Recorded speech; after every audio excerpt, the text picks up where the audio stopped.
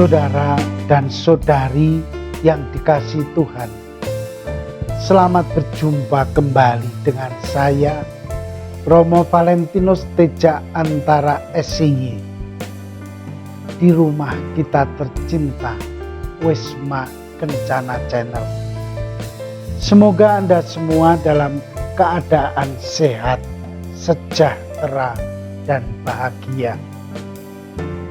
Dalam tayangan video kali ini, saya mau mengajak keluarga Kristiani, Anda semuanya, untuk menghayati arti menghidupi sakramen perkawinan. Arti kata menghidupi dalam Kamus Besar Bahasa Indonesia adalah memelihara, memberi nafkah. Misalnya, setelah ayahnya meninggal, dialah yang menghidupi keluarga. Dan ini juga berarti membiarkan hidup, artinya tidak membunuh.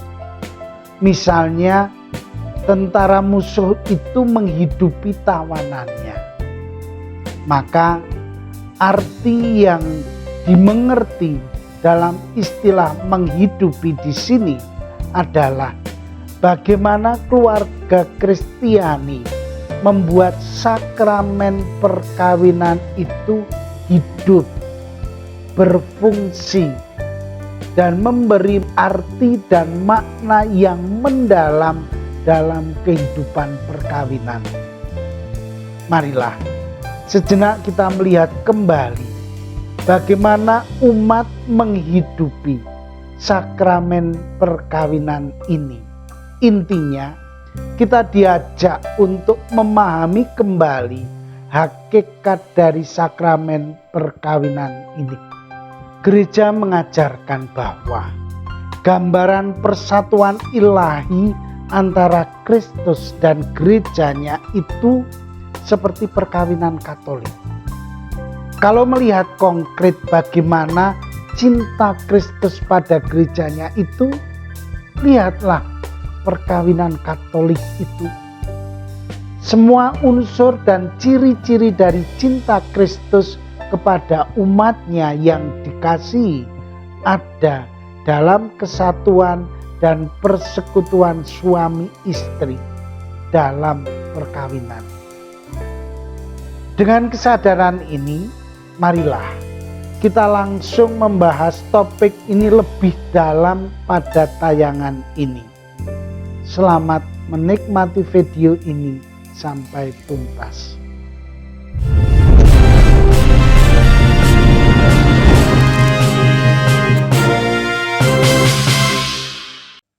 Saudara dan saudari yang dikasihi Tuhan, syarat sebuah perkawinan adalah adanya dua orang manusia yang berbeda jenis kelamin, watak, karakter, latar belakang, dan background ekonomi, pendidikan, dan bahkan bisa terjadi perbedaan iman. Mereka berdua saling mengucapkan janji perkawinan. Jadi syarat pertama perkawinan Katolik yang sah adalah perjanjian yang diikat oleh laki-laki dan perempuan yang dibaptis. Dan kesepakatan ini dibuat dengan bebas dan sukarela, dalam arti tidak ada paksaan dan tidak dihalangi oleh hukum kodrati atau gereja. Kesepakatan kedua mempelai ini merupakan syarat mutlak untuk perjanjian perkawinan. Sebab jika kesepakatan ini tidak ada, maka tidak ada perkawinan. Kesepakatan di sini berarti tindakan manusia untuk saling menyerahkan diri dan menerima pasangan. Dan kesepakatan ini harus bebas dari paksaan atau rasa takut yang hebat yang datang dari luar. Jika kebebasan ini tidak ada, maka perkawinan dikatakan tidak sah. Syarat kedua adalah kesepakatan ini diajukan dan diterima oleh imam atau diakon yang bertugas atas nama gereja untuk memimpin upacara perkawinan dan untuk memberkati dan serta memberikan berkat gereja kepada pasangan. Istilah yuridisnya disebut forma kanonika. Artinya kesatuan mempelai dengan gereja ini diadakan dalam liturgi resmi gereja.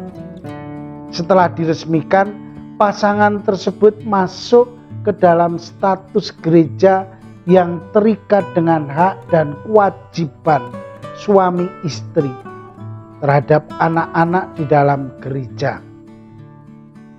Dalam peresmian perkawinan, kehadiran para saksi adalah mutlak perlu. Mereka yang membuat janji itu menjadi sah dan resmi. Mereka mempunyai tanggung jawab moral terhadap kesatuan yang mereka janjikan.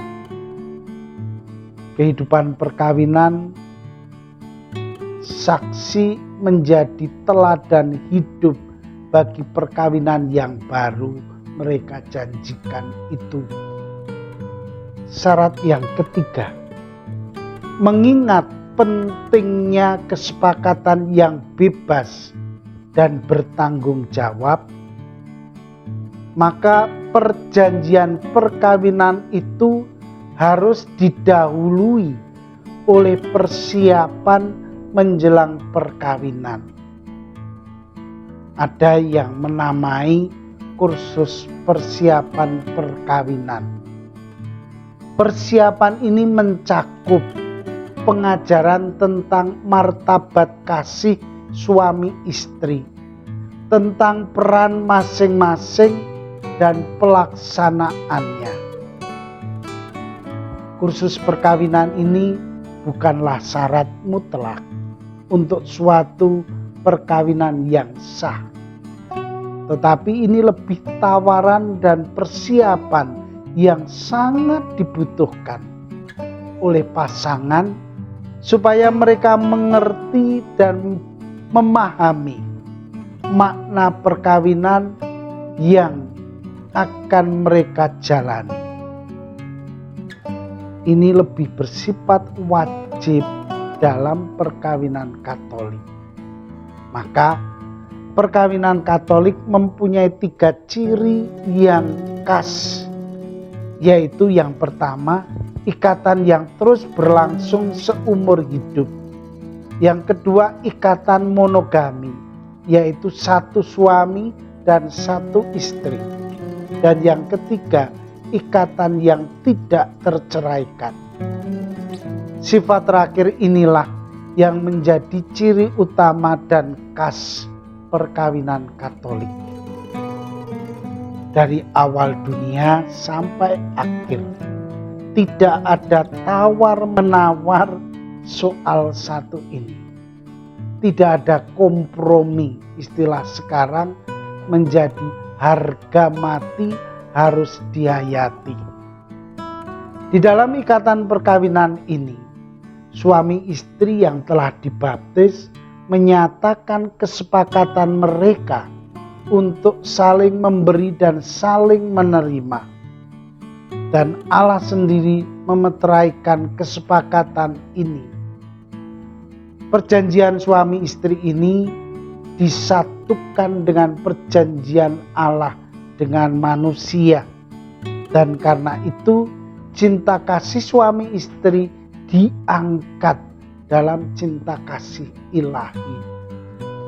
Aku adalah Allah Bapamu dan engkau adalah anak-anakku, anak Allah. Atas dasar inilah, maka perkawinan Katolik yang sudah diresmikan dan dilaksanakan tidak dapat diceraikan.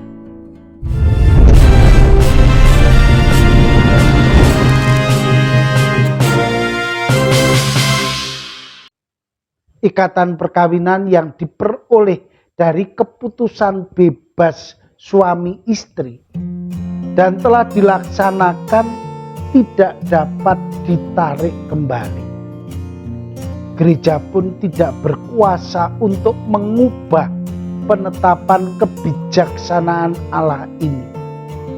Apa yang telah dipersatukan oleh Allah tidak dapat diceraikan oleh manusia, karena janji penyertaan Allah dari ikatan perkawinan tercurahlah juga berkat-berkat Tuhan yang menjadi persyaratan perkawinan, yaitu berkat untuk menjadikan perkawinan tak terceraikan, berkat kesetiaan untuk saling memberikan diri seutuhnya, dan berkat keterbukaan terhadap kesuburan akan kelahiran keturunan.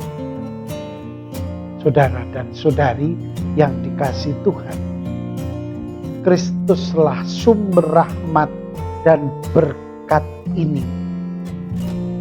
Yesus sendiri melalui sakramen perkawinan menyambut pasangan suami istri. Ia tinggal bersama-sama mereka untuk memberi kekuatan di saat-saat yang sulit, untuk memanggul salib, bangun setelah jatuh, saling mengasihi dan mengampuni.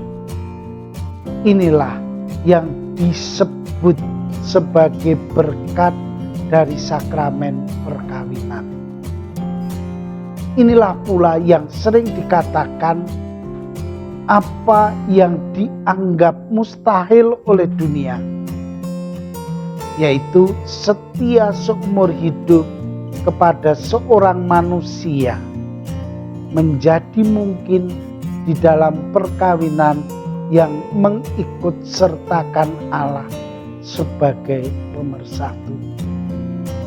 Ini merupakan kesaksian kabar gembira yang terpenting akan kasih Allah yang tetap kepada manusia, dan bahwa suami istri mengambil bagian dalam kasih ini.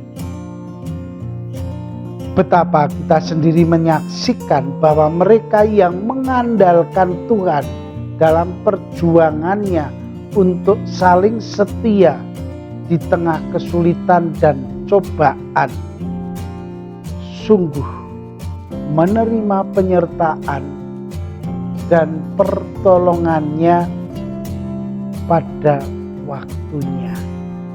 Pada saat-saat manusia justru mengalami kesulitan, suami istri dipanggil untuk saling membahagiakan dan menyejahterakan dalam hidup mereka berdua. Dan itulah tujuan perkawinan Katolik sebagaimana dimuat dalam kanon 1055. Perjanjian perkawinan dengan mana laki-laki dan perempuan membentuk antar mereka kebersamaan seluruh hidup, dari sifat kodratinya terarah pada kesejahteraan suami istri, serta pada kelahiran dan pendidikan anak. Oleh Kristus Tuhan, perkawinan orang-orang yang dibaptis diangkat martabat sakramen. Istilah Latin yang dipakai untuk mengungkapkan hakikat ini adalah Consortium Totus Vitae, artinya berbagi nasib atau senasib sepenanggungan dalam seluruh aspek hidup, baik dalam suka dan duka, di dalam untung dan malang, di waktu sehat dan sakit. Inilah persekutuan hidup yang sejati. Inilah hakikat perkawinan yang sudah kita pahami semua. Semoga kita diingatkan kembali akan tujuan mulia dari perkawinan Katolik ini.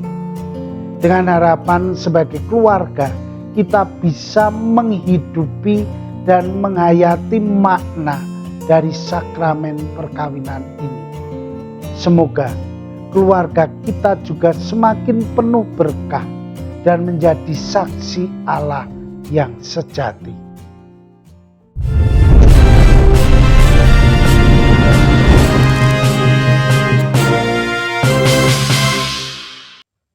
Saudara dan saudari yang dikasihi Tuhan, dalam pembicaraan pribadi saya dengan umat dalam karya pastoral keluarga ini, saya pernah bertanya, apakah kerinduan paling mendalam dari seorang wanita dalam perkawinan?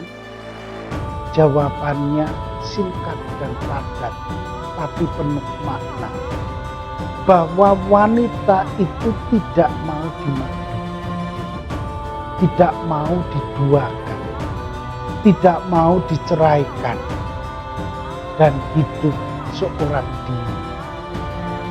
Saya kira benar bahwa semua wanita di dunia ini pada hakikatnya tidak mau dimadu. Perkawinan monogam dan tak terceraikan menjadi kerinduan hati yang sangat mendasar dari setiap wanita yang normal. Hal ini dibuktikan dengan kesaksian yang saya kutip dari website katolisitas.org dari jawaban Mbak Ingrid, pendiri dan penanggung jawab website ini, yang menuliskan begini. Teman kuliah sekelas saya ada yang lulus sekolah pendeta. Sebelum menjadi seorang Katolik, saya bertanya, apa yang membuatnya menjadi Katolik? Dan dia menjawab begini, many things. But I should say, first and foremost is the church teaching regarding marriage. Artinya banyak hal, namun yang terutama adalah ajaran gereja tentang perkawinan. Ia adalah satu dari banyak orang, termasuk diantaranya adalah Pasutri Kimberly dan Scott Hahn, yang melihat kebenaran ajaran gereja melalui pengajaran hal perkawinan. Dia adalah tokoh Chicago yang dari pendeta bertobat menjadi Katolik. Ini adalah suatu yang layak dan pantas kita renungkan sebagai orang Katolik. Kita mungkin pernah mendengar ada orang mempertanyakan, mengapa gereja Katolik menentang perceraian, aborsi, dan kontrasepsi? Mengapa gereja umumnya tidak dapat memberikan sakramen lagi kepada wanita dan pria yang sudah menerima sakramen perkawinan? Singkatnya, mengapa disiplin mengenai perkawinan begitu keras terjadi di dalam gereja Katolik? Anda bisa merenungkan hal ini. Saya berdoa, semoga banyak dari keluarga Kristen semakin memahami dan menghidupi sakramen yang indah ini dalam perkawinan mereka. Marilah bersama-sama kita melihat dan merenungkan bagaimana Tuhan menghendaki perkawinan sebagai persatuan antara suami dan istri dan sebagai tanda perjanjian ilahi bahwa Ia menyertai umat-Nya. Dalam retret agung tayangan ini, kita semua diundang untuk mengambil waktu hening dalam renungan pribadi, dalam keluarga, untuk sekedar melihat perjalanan perkawinan kita masing-masing, terutama lewat janji perkawinan, resiko dan rahmat-Nya, sambil bertanya, setiakah aku untuk janji perkawinanku itu? Selamat belajar dan merenung serta berdoa. Semoga Tuhan memberkati perkawinan dan keluarga kita, sehingga berkah yang ditawarkan dalam sakramen itu semakin melimpah dalam kehidupan keluarga kita. Akhirnya, terimalah salam kasih saya. Vivat Cor Jesu per Cor Maria. Hiduplah hati kudus Yesus melalui hati Bunda Maria. Amin.